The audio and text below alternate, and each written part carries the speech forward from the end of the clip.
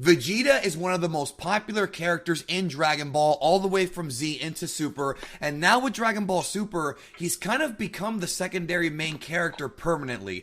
Before it was Goku and Gohan as the top guys, and Vegeta really wasn't that, but now with Super, he is the main character. But I want to go back and look at Vegeta's role in Dragon Ball Super and in Dragon Ball Z, and discuss the evolution of his writing from back then to the way he is now.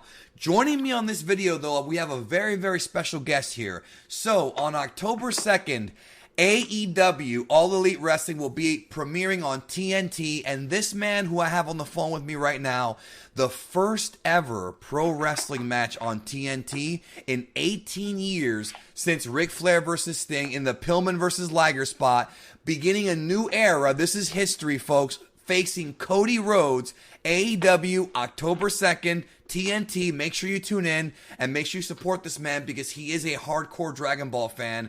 Please welcome the best ever, Sammy Guevara. It's a pleasure to have you here, bro.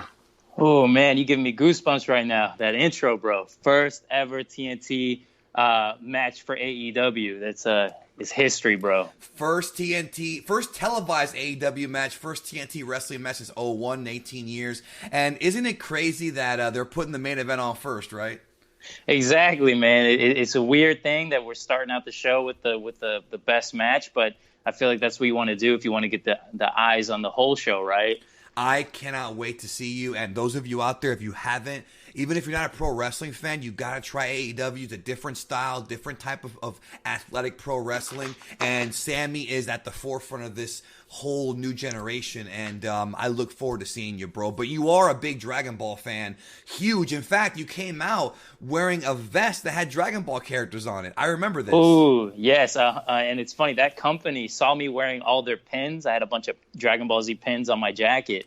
And they contacted me on Instagram. They're like, "Oh, do you want some more?" And they sent me so many pins. So my jacket's gonna look super dope now. I can't wait. Hopefully, let you wear that at the TV show when it airs. Yeah, I don't know if they will or not because when I wrestled for Lucha Underground, they made a big old deal, but they didn't notice till the season was almost done taping, and then when you watch it back, they blurred out my jacket. So. Yeah, it's a copyright thing. I know. We'll see what happens, but let's talk about Dragon Ball. So, Vegeta's role in Dragon Ball Z.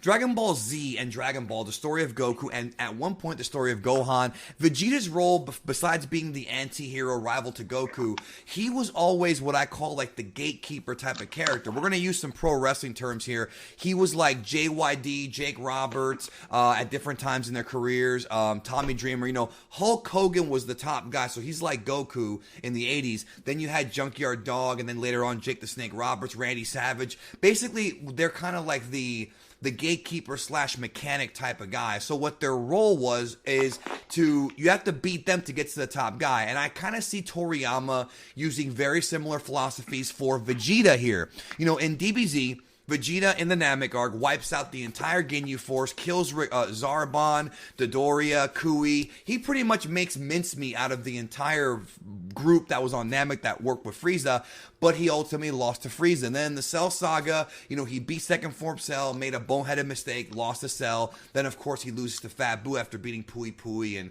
other guys like that. So Vegeta beats up the henchmen, the minions, often, but whenever and even in the DBZ movies too, but whenever he faces off against the main villain, his role is to kind of take the L to make Goku and Gohan's wins more impressive. Obviously, in the Buu saga, it was different because it wound up, Gotenks tried and Gohan tried, and ultimately it was Goku and Vegeta. But Vegeta is, back then that was his role. So I wanted you to, bro, you're hurting my heart right now, just talking about all the L's he's taken, just over and over. But he has a good win-loss record, but I wanted to get your thoughts on the importance of that role, not just in wrestling, but also in Dragon Ball. Oh, 100%. His whole goal was to be stronger than Goku, and it ended up causing a whole lot of damage in the show. Or he always allowed the Cell to go to Perfect Cell. Him and Goku battled, allowing Buu to hatch and right, and become free. Imagine if he didn't do all that though. If his role wasn't to try to be the best, to try to become stronger. We don't have none of these great characters. We don't have any of these more episodes. And I didn't really think about it too much at first, but it's like, yeah, Vegeta's very necessary. Like, he has to take these L's, because if he doesn't go and self-destruct and then have Boo go and reform, you don't have more of a story. And I feel like that's what he did throughout the whole series, is he made the show more interesting. No, for sure. He's important because, like, when he fought Frieza, he thought he was a Super Saiyan. He wound up, he got broken mentally by Frieza. And so as a fan, if you're reading this or if you're watching it for the first time, you're thinking, how in the hell is Goku going to be able to stop this guy? And to me, the most impactful one, brother, was Android 18. When we first saw these androids hatch, oh, it's a girl, and oh, this can't, this, and then she sits there and annihilates this man, breaks his arm. So as a fan of Dragon Ball, if you're watching it for the first time, you're thinking, how in the hell? Goku's got in a coma right now. How in the hell are they going to stop these heels? And I love that. It's like he had to have his arm broken to tell the audience, yo, this is not Frieza. This is not Nappa. This is like a real threat now. We're in trouble, basically. And I remember watching that as a kid and just seeing Android 18 going, like, they're about to fight. I'm like, oh, Vegeta's going to kill this girl. Like, really? They're going to have him fight this girl? And then this girl whoops his ass, bro. I was like, as a kid just watching it, like, oh no. Like, what are they going to do? And don't forget, Trunks tries to get involved, tries to hit her with the sword, which we already saw the sword. This is great writing, by the way. Toriyama's a great booker, bro. She comes in with the sword, and we're thinking, okay, well, that sword cut up Frieza. Bang! The sword cracks. Wait a minute. Then she freaking grabs him and throws him into freaking Vegeta. And I love how old school it was. I love Dragon Ball so much. I love how it was so old school, because 17, right? He was a heel, but he wasn't really an evil person in the regular timeline. The future was different, but he's like, listen, my sister's going to fight. Well, he didn't say my sister, but, he basically implied, 18's going to fight Vegeta. If any of you fools get involved, like, I'm not going to jump in. It's going to be a one-on-one fight, which brings me back to, like, high school, bro. That's how it was in high school. Like, if you had a brother, that's how it was. All right, we're not jumping in, but if you guys jump in, it's on. And what happened? Trunks jumps in, Piccolo jumps in, Krillin jumps, not Krillin, but Tien jumps in, Tenshinhan, and then 17's like, all right, puts him in that side headlock. Remember that headlock he choked him out. Dude, I would have been Krillin in the show. Watching everybody get dropped, I've been like, I'm out, man. No. Cowardly heel. Hey, but at least he got the kiss, though. Dude, he's a winner in my book. That's all I know. Agreed. Now, so that was Vegeta's role, and then finally at the end of the series, he had that great arc. Then we move on to Dragon Ball Super, and with Super, Vegeta has become like the second main character. Even though the story of Dragon Ball has always been about Goku from a little kid all the way to being a grandpa at the end of Z, and obviously we're not at the end of Z timeline yet, but the way Super's being written, the way Toriyama's putting it together, starting with really Resurrection F is where everything kind of started going in this direction. Vegeta is... It's the Vegeta and Goku show. A lot of fans have complained about, why was Gohan not being featured as much as before? What about, the side characters? No, it is the Goku and Vegeta show, especially in the Universe 6 and in the Trunks arc, because they do pretty much all the fighting. So, but still, even in the Universe 6 arc, Vegeta still kind of was Hit's, I don't want to say job boy, but he pretty much was there to put Hit over so that Goku would have a hard time with Hit. But then in the Trunks arc, though, Vegeta was absolutely fantastic, but everybody got beat up in that thing. Tournament of Power was kind of both ways. But, first of all, before we go any further, what are your thoughts on the way Toriyama's writing Vegeta now, where he's pretty much neck and neck with Goku? I mean, Goku's got Ultra Instinct, but he's still, in blue form, you could even make an argument Vegeta surpassed him in some ways with Blue Evolution. Well, the whole Super arc, it's like they flipped it. Like you said, the whole time it was the Goku show. But in Super, they flipped it from, like, Vegeta in the show, a lot of times in Z, was kind of the dumb one. He ended up needed to be saved. But then they flipped it in Super, like, even from the Frieza movie. Right. Resurrection of F. Yeah. Goku goes in there, he's maybe kind of toying with Frieza or not going all out, and then he ends up suffering from that. And then he almost dies, and Vegeta has to come save the day. So they really have flipped it, and I'm honestly interested to see where they go with all this, because if they're flipping it like this, like, in my opinion, I think maybe Vegeta is going to be the main the main star of the show. Right now it's the Goku Vegeta show. Goku's a little above, but I think maybe by the end of it, Vegeta's going to outshine Goku. Well, as far as popularity, I think that he's already there. It's funny how you said all out, and I was wondering if you were going to say it's going to go full gear. But the thing is, that's One Piece, bro. One Piece has the gear things. You know, we're talking Dragon Ball. Nah, but actually, wait. You said full gear. Yeah, make sure to get the pay-per-view, guys. That's coming up in November. Yes. You're going to have what, 5 weeks of build-up? Oh yeah, man. I'm pumped for it all. But yes, back to Dragon Ball. I just had to do my cheap plugs as always. Well, we're gonna plug your channel here. Sammy does have a YouTube channel, and he often covers. What he does, he kind of films himself behind the scenes at wrestling shows, and also touring all over the world, Mexico, Japan, all over the world. So if you want to kind of see the life of a wrestler, well, we'll give you a chance to plug it here shortly. But definitely check him out. I'm gonna leave a link down below. But yeah, I want to talk about Resurrection F because, brother.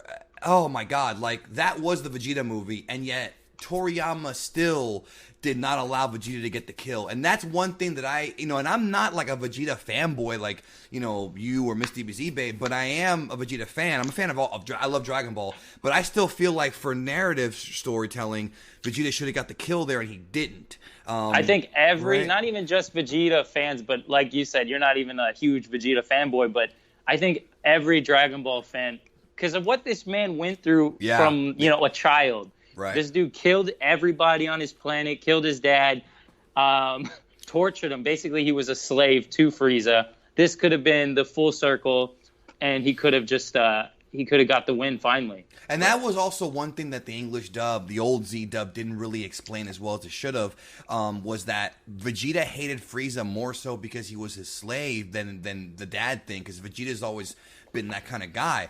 Now, I told you this, yesterday actually, but I was thinking that now that Frieza's back to life, I feel like Toriyama and Toei or whoever, Shueisha, there's a possibility now, because Frieza's still alive at the end of Broly. We have more Dragon Ball coming in the future. We're in the middle of the Moro arc. We've also got, another movie and another TV series at some point coming out, with, or at least a continuation of what we already have. With Frieza still being alive, there's a very good chance that, we've seen Trunks kill Frieza, Goku kill Frieza, and even Gohan in the Fusion Reborn movie, even though that's just an old Z movie. But still, I think Vegeta could end up being the guy who ultimately puts Frieza away now. Yes, bro. And this is me thinking I'm smarter than the writers. Like, I'm over here like wrestling fans? Exactly. I'm getting mad online. I'm like, they should have gave him the win. He should have went over. Right. But then, what if that is what it is? When Frieza's finally done with the show and they're ready to write him off, what if Vegeta's finally the one to go and give him the L? And finally Vegeta gets that W and ends the Frieza saga, and then the circle, the whole story comes full circle. If they end up doing that, then I need to shut up and stop acting as if I know more than these Dragon Ball writers. Right. And it's kind of like what they're doing in AEW with Kenny Omega. He lost to Jericho, but that doesn't mean he's done. He might get that win back in the future. I mean, they are 1-1 right now. He beat him in the Dome, and Jericho beat him in AEW Double or Nothing. So, again, I'm not going to go into AEW stuff right now, but it's interesting how, I feel like in storytelling, you've got to have the good guy lose first, bro. It's called heat, brother. You got to have him, you got to lose first, and then the comeback is where the money's at. And I feel like if they make a movie or a TV show where Vegeta finally kills Frieza, it could end up being a huge moment for the franchise.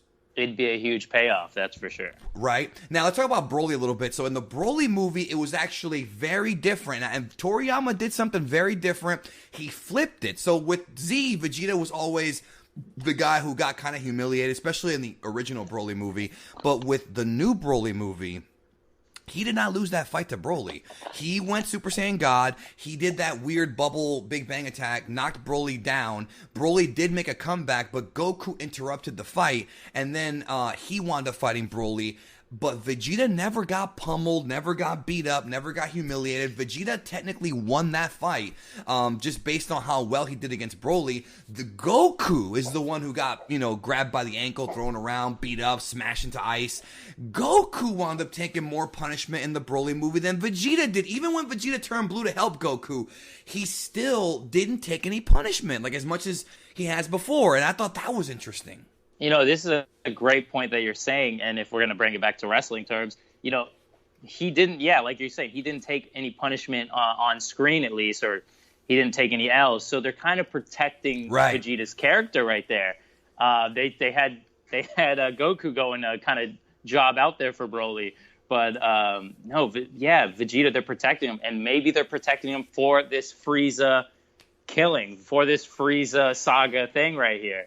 Who knows? Hey, man, Vegeta himself said that and that was a very interesting, because this movie was written by Toriyama. Like, this is not other writers, even though there are other people involved in Super the anime. The Broly movie, Toriyama turned in a script. So Toriyama wrote Vegeta saying, I am trained to protect the Earth from Frieza. I'm worried Frieza's going to do something. He might get a new form. We have to stay on our toes. So to me, we talked about this, man. That's like Dusty Rhodes and Ric Flair. This is like the endless feud that has gone on for years, or an even better one, actually, Dusty and Ric Flair kind of is a great example. Just years and years and years of these guys feuding on and off. It's the same thing with Vegeta and Frieza, and it could eventually end up like we talked about. So how do you think, or what do you think Vegeta's future is in Super? He's got 2 kids. He's kind of a good dude now, like a really good dude. So what do you think he goes from here? Well, I mean, it's like what he said. He's training to make sure that Frieza doesn't come back and do anything to Earth. I think he's going to be Earth's new protector. He is going to be, in my opinion, I think something might happen to Goku, and we're going to get him out of here, and it's going to be the Vegeta show. I think he's going to be the main star of the show. It's tough to say that. I mean, I don't disagree with you entirely. He's definitely getting a bigger push now than he ever did before, but I feel like because Goku's an iconic character in Japan, they're never going to really get rid of him. Like, how in Z, they found creative ways to write him out. Okay, he's on his way to Namek. He got the body switch thing. He got a heart attack. Like, they're always finding these ways to write him out. Well, he'll still do something in the other world. He'll probably have some tournament. He can go meet up with some of the Pycon or whatever. Right, bring him back. Yeah. Why not? But it's interesting because Super, and I've always found this interesting, Super didn't really do that with Goku. All throughout Z, they found ways to write Goku out. But in Super, he's there in the center, in the forefront of every arc. It's weird, man. It's like Toriyama's changing things.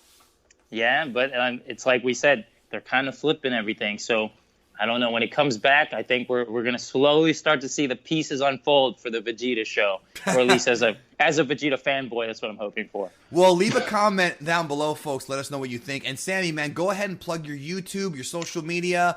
Go for it. All right. Well, I do wrestling vlogs. I don't know. We kind of talked about it earlier. Basically, if you see us in the ring, that's all you see us for 15, 20 minutes. But what I show you is a lot more behind the scenes. I take you throughout the stuff you don't see whenever I'm out there in the ring, slamming my body at the ground. So if you guys like wrestling and you want to see somebody chasing the impossible, it's kind of what I do. A lot of people tell me they don't even like wrestling, but they like my videos because I give motivation. So go check them out if you like it. Subscribe. Sammy Guevara on all social media.